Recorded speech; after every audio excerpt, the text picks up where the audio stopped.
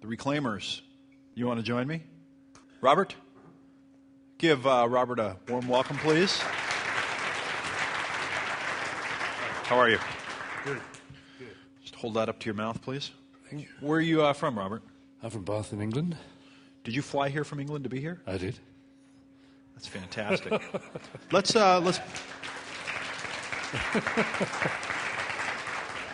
play a little game. Who thinks they possibly could qualify for I traveled the furthest to be here? Raise your hand. All right, where are you from? Hawaii. Hawaii farther than England? 5 hours. How many hours? 10 and a half. Close. All right, who was over here? Malaysia. Wow. Who else came a long way to be here? Sydney, Australia? Huge. Puerto Rico? Who else came a long way? Virgin Islands? Anyone else from another country? Northern Wisconsin. That's another planet. Yeah, exactly. That's another universe. Toronto? Anyone else from outside the country? No? Edmonton? Raise your hand if you're from another country. You flew in here. Wow, that's pretty good. Yeah. Thank you. Thank you for traveling all this way. Tell me a little about the new Reclaimers. Okay. It's based on a business that's run for 10 years already, which sells reclaimed materials, pieces of old mansions, timber from buildings that are being demolished, fireplaces, statues, you name it. And the guy who runs that company is a friend of mine, or who ran that company. He still does, but he runs it now with me. I said to him one day, you know, I think what we should be doing is not selling stuff to people so they can make new things from that stuff, but making the new things and selling those. Because 99% of the people out there are either unable or unwilling to make stuff from old timber and old statues and so on. And you're doing this now? We've just begun doing it. Yep, that's one of our first kitchens. It's cool. We like it. And what's fascinating is that I read this, I looked at it, and I didn't quite know what you meant, right? Like, I looked at it and I thought, oh, what I thought it meant was that was probably what was underneath what was already there, and you came in and sanded off what was there and reclaimed it or something of that nature. Yeah. So it's not exactly easy to explain what you do, probably, is it? It is difficult. And so trying to find short phrases like reclaimed kitchens, I think a lot of people think, what, you took somebody else's kitchen away and you're going to give it to me?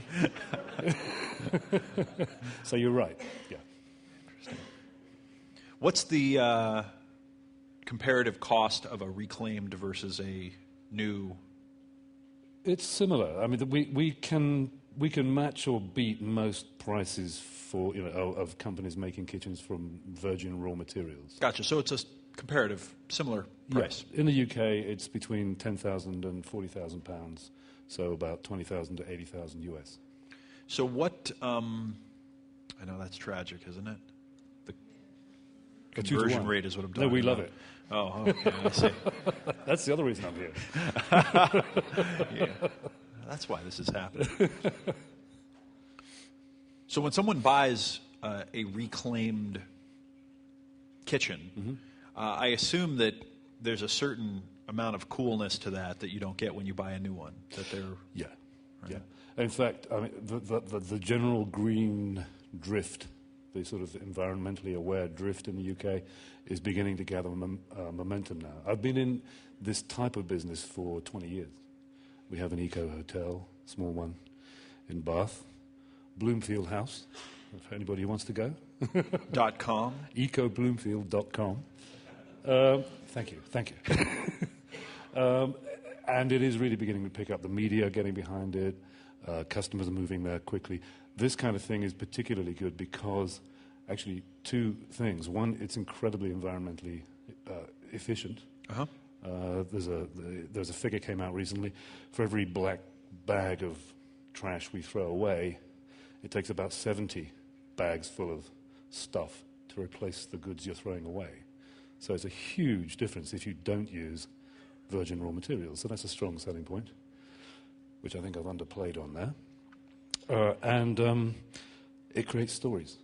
Mm-hmm. People go for dinner at somebody else's house, and the people who are the hosts can say, hey, did you know that these benches here were made out of old pool tables? Mm. And did you know that this thing over here used to be the roofing timbers of a beautiful old 17th century mansion? Now, the lesson we're going to go into here could potentially be, for some of the folks here and some of the folks listening, this could be the most valuable lesson you get from the whole program. And this lesson is going to be on the value of words.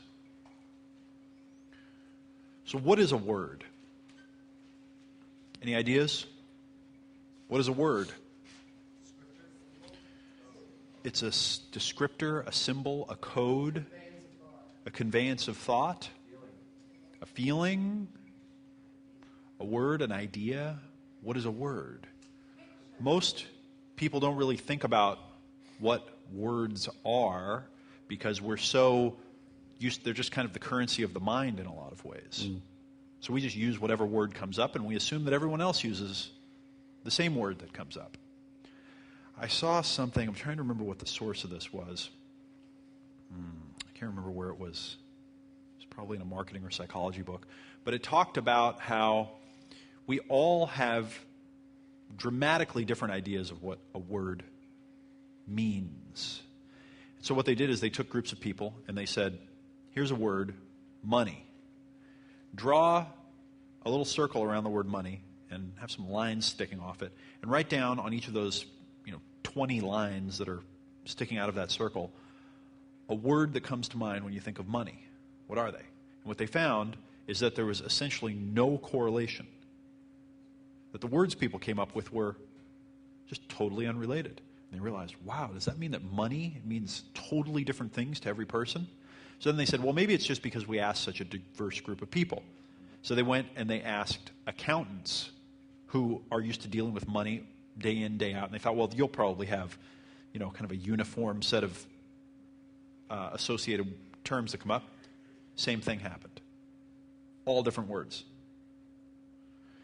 So a word is, roughly speaking, in words, a symbol.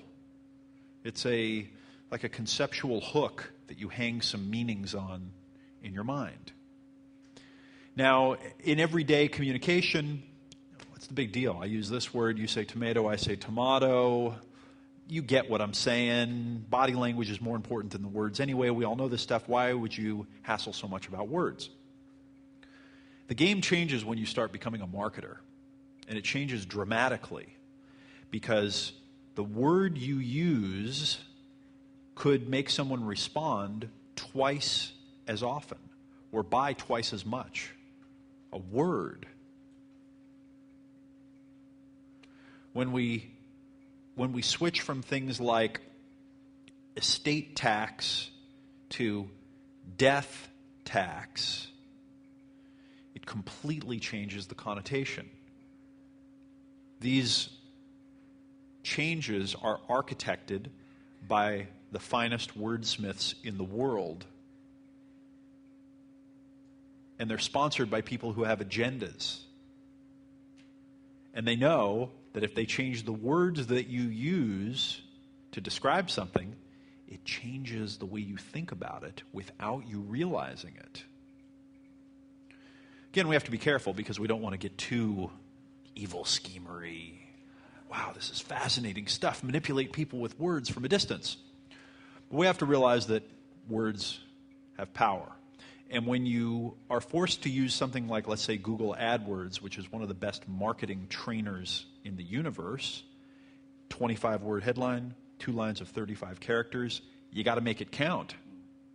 Right? Every word, everything counts, whether they're capitalized, whether the word in the ad is one of the search terms, how the lines look, all the balance, everything matters. And you learn that by changing 2 words in the headline, you double your click-through. And then you say, wait a minute, I changed 2 words in my headline and I doubled the click-through. Maybe there's something to this value of word stuff after all. So we marketers, we deal with a currency, we deal with something that's oftentimes very abstract. It's hard to get our hands around. When I say ask your customers what their need is, ask them what they're looking for, what's their emotion, I'm not asking so that you can just listen to them and go, okay, now I get it. I'm asking so you can figure out what the words are that they are using, the specific words in a specific order, the architecture of their thought, so that when you communicate to them, you say the words that are important to them, and they go, oh, that's what I'm looking for. That makes me respond. That makes sense to me. So now let's come back to this. The new reclaimers. I don't know, but I'm going to guess that there's a more powerful word than reclaim. Yeah. Let me ask you a couple of questions. Go on. Okay? I don't mean to, my freight train is on its little track here. Go on. What is the benefit that someone experiences when they put in a reclaimed kitchen? Well, they get the warm, cuddly feeling that they've done something great for the environment. Okay. And I think there's something else, though. there is. When I did my avatar exercise, Yep. what I came up with, to my own surprise, was that they want to have that warm, cuddly feeling without doing much. Now that's a shocker. You know what I'm saying? by which I mean, Humans take it off wanting me. instant gratification? You do it. You know what I mean? Yep. And I think that's the strong one. But there's more. There's more. And what I think is in here that maybe I think you know this, but maybe you're not sharing it. Maybe you're hiding it from me right now.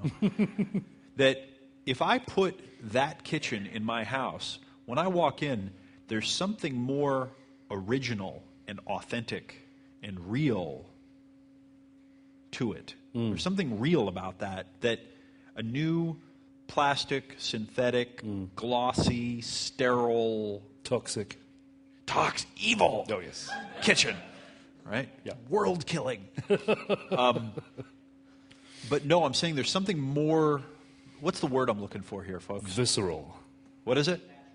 Unique, natural. Natural's good, but there's something there. Yeah, there's character. Character. Now we're on track. There's the old, original, authentic. It's the real thing. The essence, character, handmade. What else? Nostalgic, personalized. History, character. Are you the one that said character? You want to trade places with me? I think you're on this. Or with me. I think that there's something to the history and character element. Yeah. I'm just, I'm feeling around with my metal detector. I don't know if this is it, but you might experiment, talk to the people who are buying this. There's something about the sensibility of someone that would do this that probably values history and character and authenticity and being grounded in something that has a lineage to it. You with me? Yeah, lineage is good. Yep.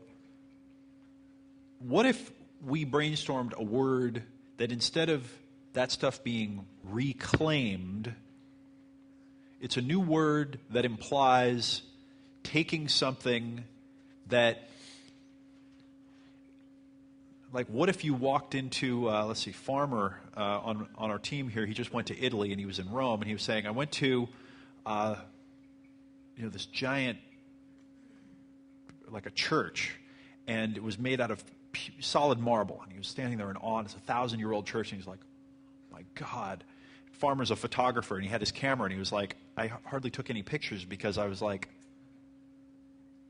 I'm going to take a better picture of this than the 1,000 professional photographers that are going to be, whenever I can just go online and search it. He said then he was reading about the history, and it said that the church was built because Pope so-and-so went and stole all the marble from this even more ancient archaeological site and built this church. And he was like, well, that kind of sucks, but it's kind of cool because it imported some of that character and history and that lineage, that thing, that history.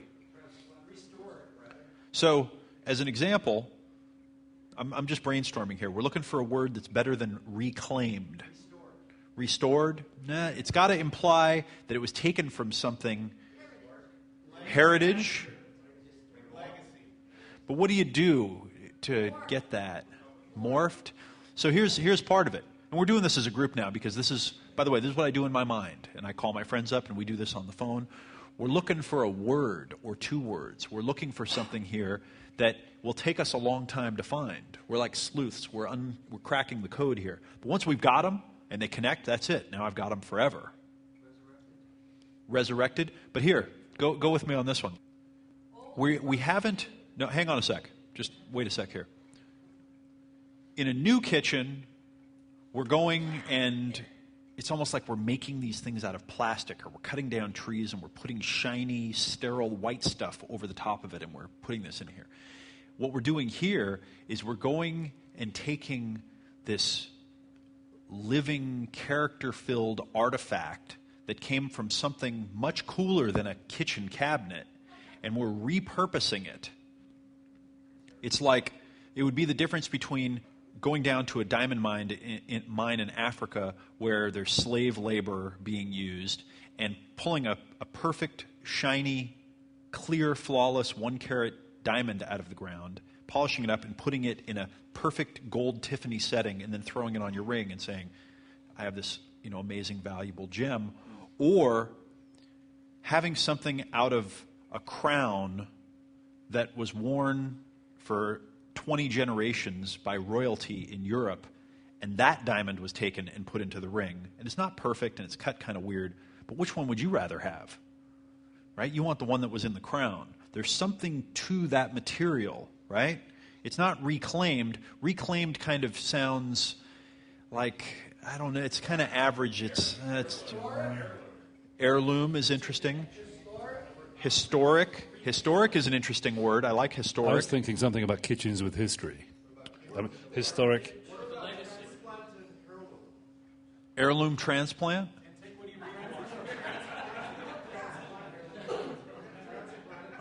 I like the word historic because there's been a lot of value that's been created for that word with historic districts that are protected. Yeah. This is a historic site.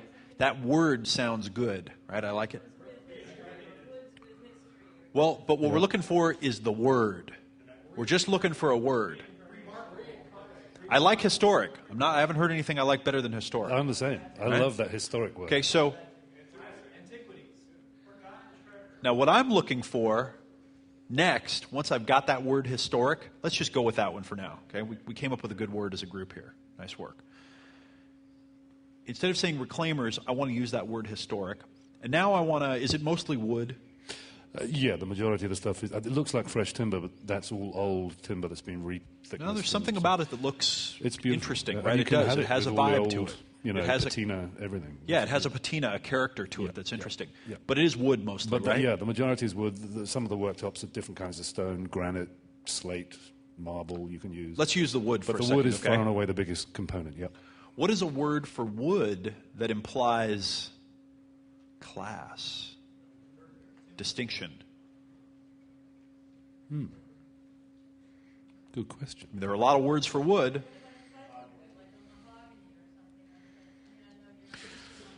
My bedroom smells of rich mahogany. Is that what it is? Bedroom? Library? I don't know. What is a word for wood, though, that implies... What are all the words for wood? Wood? Lumber, timber. Okay, so let's try those. Not yet. If you were going to buy... I don't have one around here somewhere, but if I had a piece of wood... And I was saying, this is very valuable to you. If I called it a piece of wood, if I called it a piece of lumber, if I called it a piece of timber, which one sounds more valuable? Timber. Timber? Yeah. One of them just sounds more valuable. I don't know which one it is, but, right? So what is the word for wood that's the most valuable? Of these we've said so far, timber works best for me. Let's just go with timber. Okay? Historic timber. Old forest? But listen, follow me on this one. Kill the brainstorming for a moment. Pull your brains out of brainstorm. The words historic timber they impart a certain value, right? Historic timber. What is historic timber? Well, you made that up. I've got a term that I made up. You might want to go check and see if historictimber.com is available, just to kind of own the concept. You might even trademark the term if it's available. I don't know. Someone's out there typing it on there. I'm going to sell it to this guy for a bunch of money. Anybody mic'd up out there? Right, historic timber.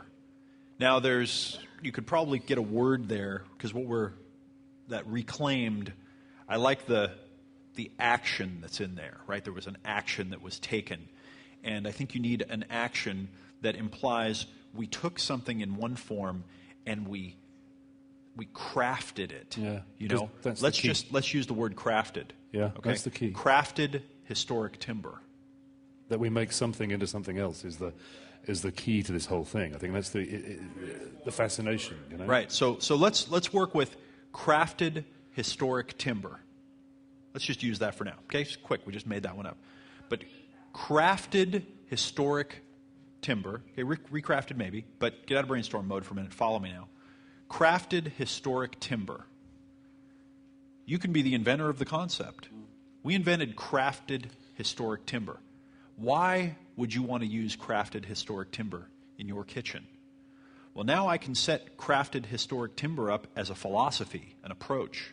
And I can set up modern, clear-cutting, bad timber as another one. And I can talk about the heritage and the history. And I can talk about where it was and where it came from and how the age has imparted this beautiful patina.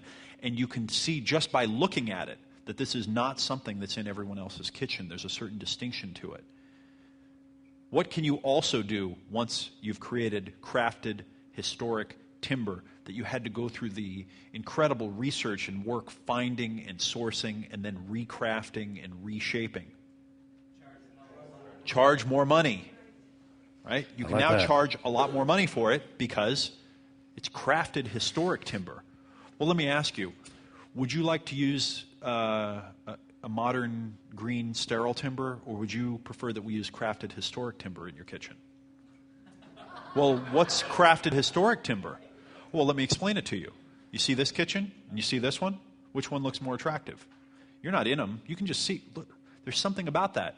Well, that's because all the timber used there is what we call crafted historic timber. You see where this is going? Okay, good. So the lesson is words have value. And as a marketer, they are your currency.